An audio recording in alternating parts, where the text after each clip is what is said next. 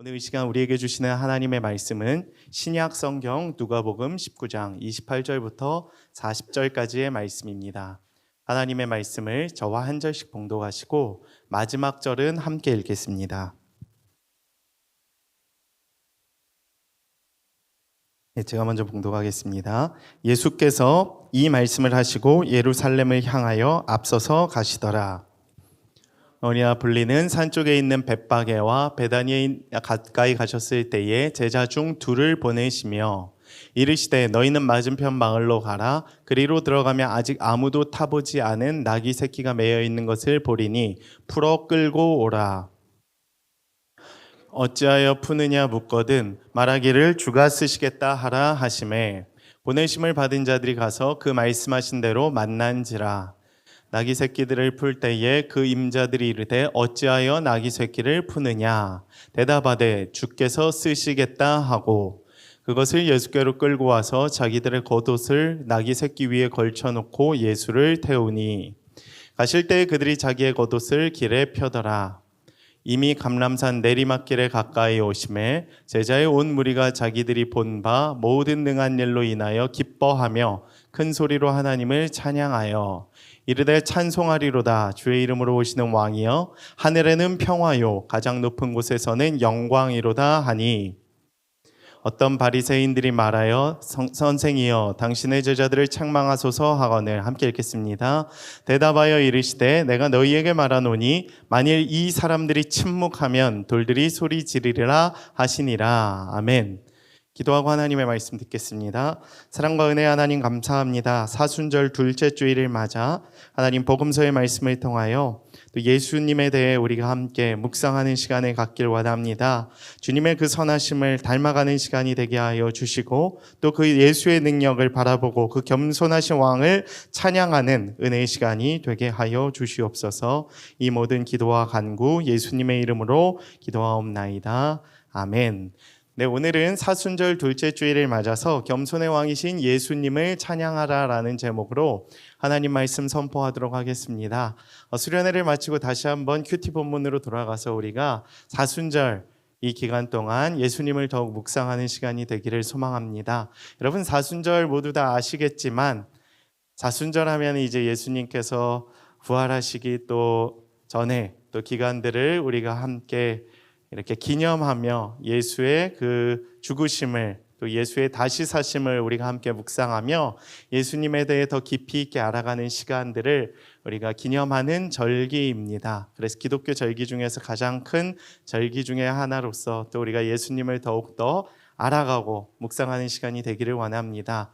예수님이 이 땅에 오셨다는 것은 무엇을 의미할까요? 특별히 우리의 삶 가운데 짓눌려 있음, 또 여러 가지 억눌림, 또 가난한 자들, 또 몸이 아픈 자들에게 자유와 복음과 해방을 선포하시기 위해 오신 그 예수님의 의미를 우리가 되새기는 시간이 될 줄로 믿습니다.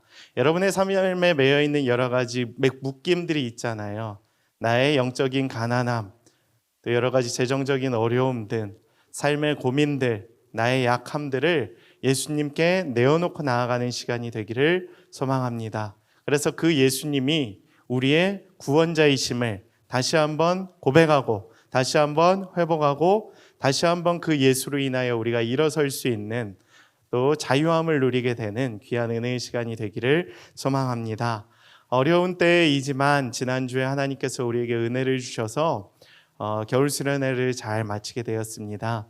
비록 많은 청년들이 또 여러 가지 일정과 코로나의 격리로 인해서 좀 불참한 부분도 있어서 아쉬움이 많이 있기는 했지만 그래도 또 많은 청년들이 또 와서 함께 교제하고 또 이 본당에서 예배하며 또 식사 교제도 외부에서 이렇게 할 수 있음이 얼마나 감사한 시간이었는지 모릅니다. 특별히 또 저녁 집회를 통하여 큰 우는 기도에 은혜를 주시고 또 이 공간에서 함께 기도하며 은혜를 나눌 수 있음이 귀한 시간이었습니다.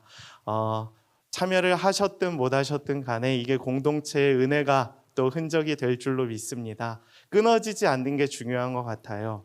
이게 단절되는 순간 이게 굉장히 다음 또 스텝에서 영적인 스텝에서 또 일으키는데 굉장히 큰 힘과 에너지를 소모하는데 다행히 저희 공동체는 계속해서 하나님이 이게 단절되지 않고 이어져 갈 수 있도록 은혜의 자리들을 계속 준비해 두심이 있었음이 얼마나 감사한지 모릅니다. 그래서 이번 겨울도 잘 마쳤고 또 봄학기 여러 사역도 기대하고 또 여름 사역 가운데에도 하나님께서 더 큰 은혜로 또 마스크를 벗고 또 해외 선교도 가는 그날까지 또 청년부에 또 여러 가지가 사실 계획되어 있는 것들조차도 하나님께서 또 우리에게 큰 은혜로 부어주시기를 간절히 소망합니다. 저는 오늘 사순절을 기억하면서 또 이렇게 예수님의 공생의 마지막 한 주간의 첫날로 예루살렘의 입성의 사건을 우리가 함께 나누고자 합니다. 그래서 예수님이 겸손의 모습으로 예루살렘에 입성하신 그 승리의 입성을 하신 예수님의 삶을 우리가 살펴보면서 그 예수님을 닮아가고 그 예수님을 찬양할 수 있는 시간이 되기를 원합니다. 먼저 첫 번째 메시지는 다음과 같습니다. 앞장서서 가시는 예수님을 따라가는 삶을 살자라는 메시지입니다. 오늘 본문 말씀 28절에 보면 이렇게 기록이 되어 있습니다. 예수께서 이 말씀을 하시고 예루살렘을 향하여 앞서서 가시더라. 아멘. 예수님께서는 늘 앞장서는 것을 좋아하셨어요. 늘 앞장서서 길을 나아가셨습니다. 근데 상황을 보면 사실 우리가 이 본문 맥락을 이해하기가 굉장히 어려울 수도 있어요. 왜냐하면 예수님께서 앞장서서 가셨던 그 길은 어떤 길이었는가를 우리가 살펴보면 잘 알 수 있기 때문입니다. 예수님이 가시는 그 예루살렘의 입성의 길은 어떤 길이었을까요, 여러분? 누가복음 19장이니까 누가복음 전체 24장에서 19장쯤 되면 이제 어떤 일이 일어날까요? 끝이 이제 다다르고 있습니다. 복음서의 예수님의 공생의 사역의 이야기가 절정으로 다루고 있어요. 절정이 무엇입니까? 클라이막스 하이라이트가 무엇이죠? 십자가 사건이죠. 부활 사건이죠. 절정으로 가고 있는 거예요. 그러니까 예루살렘에 이제 마지막으로 입성을 하세요. 무슨 뜻입니까? 예수님이 이제 곧 죽으실 때가 임한 거예요. 여러분, 내가 죽음의 때가 이르렀을 때 앞장서서 갈 수 있는 사람이 누가 있겠습니까? 아, 그래, 죽으러 가자. 오늘 한번 죽어보자. 뭐 이런 사람이 사실 별로 없죠. 예수님의 모습은 참 굉장히 우리에게 큰 도전을 주는 것 같습니다. 말씀을 마치시고 앞서서 가시더라. 앞장서서 가시는 모습을 보여주고 계시는 것입니다. 이것은 우리에게 영적으로 두 가지 의미를 주고 있습니다. 첫 번째는 담대하셨다는 거예요. 담대함. 두려움을 뛰어넘는 용기가 있으셨던 겁니다. 무언가 근자감이 있었을 수도 있고 무언가 믿는 구석이 있었을 수도 있고 아니면 믿음, 순종이 있었을 수도 있고 두 번째 메시지는 순종이에요. 순종. 누구에게 순종하셨는가? 하나님의 약속의 말씀에 순종하셨던 거예요. 그래서 여러분 특징이 이 두 가지잖아요. 담대함이 있으면 순종이 있고 순종이 있으면 담대함이 있는 것입니다. 여러분 그 사실을 믿으십니까? 여러분의 삶 가운데에도 동일해요. 예수님과 같이 담대하기 위해서는 순종하셔야 되고 순종할 때 여러분에게 하나님께서 담대함의 은혜를 부어주실 줄 믿습니다. 예수님께서 가시는 길도 그러했어요. 어떤 길이었는가? 주님의 대적자들의 소굴이자 고난과 수치와 죽음이 기다리는 십자가의 길로 가셨던 거예요. 담대하게 순종하시면서. 왜 그러셨을까? 순종하시기 위하셨음일 것 같아요. 예수님도 인간의 몸으로 오셨기 때문에 왕의 아들이셨지만 두려웠겠죠. 떨리셨겠죠. 겟세마네에서의 기도가 거짓말이 아니었을 겁니다. 하나님, 내가 나의 인간적인 마음으로는 피하고 싶지만 원컨대 주님의 뜻대로 하여 주시옵소서. 이러한 고백이 솔직한 심정이었을 거예요. 그러나 예수님은 약속의 말씀을 믿으셨고 순종하셨기 때문에 담대함으로 나아가셨던 것입니다. 즉 하나님의 아버지의 약속의 말씀을 이루시기 위해서. 그리고 일상 가운데 있는 지쳐있는 우리에게, 용기를 잃어버린 우리들에게, 순종을 잃어버린 우리들에게 동일하게 이야기를 해주고 계세요. 베드로 사도가 이렇게 이야기를 했습니다. 베드로전서 2장 21절에 이렇게 기록이 되어 있습니다. 이를 위하여 너희가 부르심을 받았느니 그리스도도 너희를 위하여 고난을 받았다. 너희에게 본을 끼쳐 그 자취를 따라오게 하려 하셨느니라. 예수님께서 고난을 받으신 이유가 무엇이다? 그 본을 우리에게 끼침으로 말미암아 그 자취를 따라오게 하시려고. 예수님을 닮아가길 원하는 주님의 백성들에게 여러분들과 같이 하나님을 믿고 예수님을 따르는 예수님의 자녀들에게 동일한 은혜의 복을 허락하시고 본을 끼치시기 위해서 죽으셨고 담대하게 앞장서서 길을 나가셨다라는 것입니다. 우리는 그럼 어떻게 해야 될까요? 우리의 일상 가운데에서 이제 예수님을 닮아가면 되는 거예요. 예수님을 따라가면 되는 거예요. 우리에게 두 가지 마음이 필요합니다. 순종과 담대함이에요. 우리가 살아가는 이 현실도 십자가의 길이 많죠. 무서운 길이 있죠. 내가 가기 싫은 어려운 길이 있죠. 그것이 때로는 영적인 일이 될 수도 있어요. 뭔가 영적으로 부딪히는 세상과 영적인 그 딜레마 사이에서 내가 고민하고 끙끙 앓는 순간들이 있을 수 있습니다. 우리는 그리스도인이지만 세상에 빛을 비추는 제자로 부름을 받았기 때문에 그러한 고민을 하는 것이 당연해요. 예수님도 동일하셨습니다. 그러나 예수님은 세상을 담대하게 이기셨고 주님의 십자가의 길을 넉넉히 걸어가셨던 것입니다. 그러한 주님의 모습을 우리가 닮아갈 수 있게 되기를 축복합니다. 예수님이 그렇게 순종하셨던 거예요. 그렇게 담대하게 걸어가셨던 것입니다. 우리도 예수님을 앞서가신 그 예수님을 쫓아가는 진정한 제자들로 일상 가운데에서 담대함과 순종의 은혜로 살아가실 수 있게 되기를 주님의 이름으로 축복합니다. 두 번째 메시지는 다음과 같습니다. 예수님께서는 사역을 섬기시는 그 일 가운데 우리에게 필요한 것들을 미리 예비해 주신다. 우리가 무슨 주님의 일을 할 때마다 또 세상에 나아갈 때마다 하나님께 던지는 질문이 있어요. 저에게는 능력이 없습니다. 제게는 가진 것이 없습니다. 이러한 질문과 기도를 사실 하나님께 굉장히 많이 하는 것 같습니다. 하나님, 저는 그것을 감당할 만한 능력이 되지가 않습니다. 우리 지난주 수련회 때도 우리 감기학 시간에 나눴지만 모세가 그러했죠. 하나님께서 부르시고 하나님께서 주의 종으로 택하여 쓰시고자 하셨지만 모세가 뭐라 그랬죠? 저는 입이 뻣뻣하여 쓰임받을 수 없는 자입니다. 능력이 없습니다. 라고 거절을 했죠. 하나님은 그러한 자에게 예비해 두신 하나님의 은혜가 있다라는 사실을 기억하십시오. 미리 예비를 해 두신다라는 것입니다. 예수님께서는 이 땅 가운데 오셨을 때 주님의 일을 감당함에 있어서도 당신의 일을 행할 때마다 늘 은혜를 예비해 두셨어요. 그래서 오늘 말씀에 보면 이렇게 기록이 되어 있습니다. 너희는 맞은편 마을로 가라. 그리 들어가면 아직 아무도 타보지 않은 나귀 새끼가 매여 있는 것을 보리니 풀어 끌고 오라라고 기록이 되어 있습니다. 이것은 무엇을 의미할까요? 어떤 면에서는 예수님을 위하여 나귀 새끼를 제자들이나 다른 사람들이 준비해야 함이 마땅했어요. 왜냐하면 왕의 귀환, 왕의 입성이기 때문이었습니다. 그래서 왕이 직접 손수 말을 준비하는 경우가 어디 있겠습니까? 우리 의전팀이 따라 붙을 것이고 준비를 해야 되고 에스코트를 해야 됨이 당연하잖아요. 그렇죠? 우리 대통령이 선출이 돼서 이렇게 청와대 입성을 할 때 어떻게 합니까? 다 에스코트하고 의전해 주지 않습니까? 동일한데 예수님이 예루살렘에 입성하시는 모습은 굉장히 달랐다는 거예요. 어떤 면으로는 초라하셨지만 한편으로는 그분께서 미리 예비해 두신 하나님의 은혜가 있었음을 우리에게 보여주고 있습니다. 주님은 몸소 준비해 주셨습니다. 미리 예비해 두시는 세심한 분이셨고 우리에게 동일한 은혜를 허락하시는 분이심을 우리가 믿기를 원합니다. 이러한 내용들이 성경에 많이 등장을 해요. 우리가 주님의 일을 감당할 때 우리에게 능력이 없다고 하시는 우리들을 위해 하나님께서 예비해 두신 은혜들이 있습니다. 언제 그랬냐 하면 우리 이삭 아시죠? 아브라함과 이삭이 이제 성경 창세기 22장에 보면 아브라함이 이삭을 어떻게 하죠? 번제로 드리지 않습니까? 하나님의 말씀에 순종해서 시험 삼아.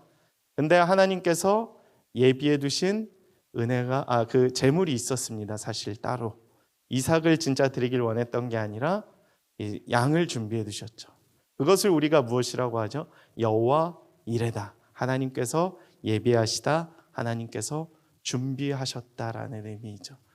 하나님이 준비하신다는 것입니다. 여러분을 쓰실 때, 여러분을 하나님의 사명으로 부르실 때 예비해 두신 은혜가 있다는 사실을 믿으시기를 축복합니다.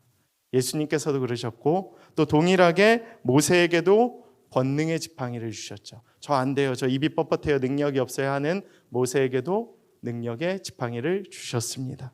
또 누구에게 능력을 주셨습니까? 사도들에게도 성령의 충만한 은혜를 부어주심으로 말미암아 성령과 동행하심으로써 예수의 복음을 전할 수 있도록 은혜를 베풀어 주셨죠. 이처럼 예수님께서는 우리에게 필요한 것들을 미리 예비해 두시는 분이심을 믿으십시오. 우리가 일상을 살아가면서 주님의 일을 감당할 때, 믿음의 힘을 다해야 할 때 우리의 체력이 지치고 우리가 능력이 없고 우리에게 건강이 없고 자신감이 없고 할 수 있을 만한 담대함이 없지만 주님께 그것을 구하며 나아갈 때에 예수님께서 우리에게 동일한 은혜, 나귀 새끼와 같은 은혜를, 예비해 두신 은혜를 우리에게 허락하여 주실 줄 믿습니다. 그것을 구하며 나아가시는 여러분의 삶이 되기를 간절히 소망합니다. 세 번째 메시지는 다음과 같습니다. 순종과 겸손의 왕이신 예수님을 찬양해야 한다라는 사실입니다. 저는 예수님의 이 모습 중에 가장 오늘 키포인트 중에 하나는 무엇이냐면 순종과 겸손인 것 같아요. 예수님은 순종하셨고 예수님은 겸손하셨다라는 사실입니다.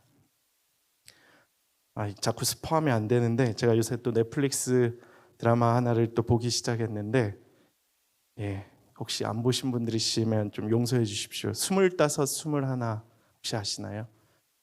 잘 안 보시나요? 거기에서 이제 김태리가 나오고 또 남주혁 씨가 나오는데, 이 남주혁 씨 백이진이라고 등장을 합니다. 근데 이분이 이제 얘기하면 안 되는데 이게 배경이 IMF 98년도 배경이에요. 그래서 저는 IMF를 경험했지만 외환 위기라 그러죠. 외환 위기인데 여기 98년생 이후에 태어나신 분들도 있잖아요. 그러니까 얼마나 세대가 이제 옛날입니까? 근데 그 백이진 씨가 이제 굉장한 재벌집 아들인데 이제 망해서 이렇게 등장을 해요. 여기까지만 얘기하겠습니다. 근데 굉장히 겸손한 모습으로 나오시는 모습을 보면서 재벌집 아들인데 물론 망하긴 했지만 재벌집 아들 같지 않은 모습으로 나온다는 그 사실이 이제 겸손이라는 거죠. 이게 다 얘기해야 되는데 이게 설명이 안 되지만 그런 모습이 겸손의 모습이라는 거예요. 여러분이 생각하는 겸손은 무엇인 것 같습니까? 백이진 씨와 같은 모습이 겸손일 수도 있고, 한편으로는 김태리가 이제 펜싱을 하잖아요. 펜싱부 이제 하는데 굉장히 펜싱을 잘하더라고요. 이렇게 알레, 프레라고 하나요? 이렇게 하는데 굉장히 잘해요. 근데 그 실력을 감추고 또 너무 드러내지 않고 굉장히 이제 겸손한 모습을 보이는 것. 이게 굉장히 자신을 낮추는 게 겸손이잖아요. 반대말은 무엇입니까? 교만한 것들. 근데 예수님의 모습이 사실 그와 같으셨다는 거예요. 예수님의 모습 특징 중에 하나는 겸손이었는데 저는 겸손의 특징을 이렇게 표현을 해보고 싶습니다. 사람들의 기대에 충족시키려고 하시는 모습이 전혀 없는 예수님의 모습. 그러니까 뭔가 잘 나갈 때 나에 대해 기대를 가지고 있는 사람들에게 뭔가 던져줘야 할, 충족시켜줘야 할 뭔가 그런 것들이 있잖아요. 그래야 사람들이 나를 따라오지 않습니까? 사실 정치인들도 어쩔 수 없이 나를 지지해주는 사람들을 위한 뭔가 역할을 해야 그 지지를 이어갈 수 있고 표를 받을 수 있잖아요. 근데 예수님은 사실 굉장히 달랐어요. 얘네들이 나를 지지해주든 말든 내가 어떠한 평가를 받든지 안 받든지 초점이 어디에 있었는가? 하나님께 있었다는 거예요. 저는 이게 사실 굉장히 놀랍습니다. 굉장히 개혁적이셨고 굉장히 그동안에 우리가 알던 왕의 모습과는 굉장히 다른, 정치적인 왕의 모습과는 달랐다는 거예요. 그냥 자신의 길을 가시고 하나님의 길을 따라가셨던 예수님의 모습, 오직 하나님의 말씀에만 순종하셨던 모습이 등장을 합니다. 순종할 때 기적이 일어났죠. 목회자들도 동일하지 않을까요? 성도들의 상황을 보고 타협하려고 하는 경우들이 가끔 있음에도 불구하고 예수님은 그러한 모습이 전혀 없으셨다는 거예요. 오직 하나님의 말씀에만 순종하시려고 했던 모습들. 그것이 예수님의 겸손이었던 것입니다. 그리고 그것이 예수님의 순종이었고 제자들의 순종과 나귀 주인의 순종으로까지 이어지게 되는 모습이 등장을 하는 것입니다. 여러분, 순종이란 또 무엇일까요? 쓰시기 쉬운 사람이 되는 거예요.